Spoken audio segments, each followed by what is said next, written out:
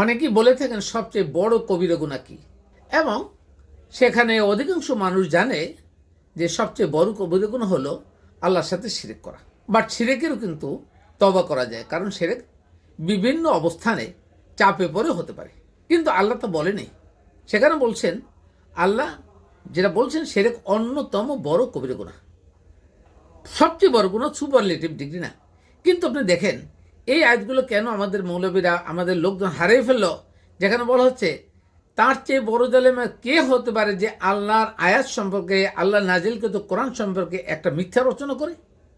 এবং এই মিথ্যা রচনা করা মানে হলো আল্লাহর কোরআনের গুরুত্ব না দেওয়া, কোরআনের জ্ঞান অর্জন না করা, কোরআন না বোঝা, আমল না করা, কোরআন বোঝার সহায়তা না করা, আবার কোরআন সম্পর্কে মিথ্যাচার করা, কোরআন সম্পর্কে বিভ্রান্তি ছড়ানো, সবগুলোই জুলুমের মধ্যে পড়ছে। যারা বলছেন কোরআন পাইকারির জায়গা, আমি বুঝি না, তাদেরকে আকল কাজ করে না। কোরআন কীভাবে পাইকারির জায়গা হয়? কোরআনের পরিপূর্ণ জ্ঞান, কোরআনের জ্ঞান যেটা আছে সেটা হলো মানব জীবনের জন্ম থেকে মৃত্যু পর্যন্ত সব জ্ঞান কোরআনের ভিতরে আছে। যা দরকার আপনার জন্য সেটা সম্পূর্ণ করা আছে, বিধায় পরিপূর্ণ জ্ঞান। আর আপনি বলছেন কোরআন পাইকারি জায়গা, এই যারা বলছেন তারা কি আসলে আল্লাহর এই গজব থেকে, আজাব থেকে পরিত্রাণ পাওয়ার কোনো মাত্র সুযোগ আছে? আর আপনার মাধ্যমে যারা বিভ্রান্ত হচ্ছে তারাও সুযোগ পাবেন ইনশাআল্লাহ।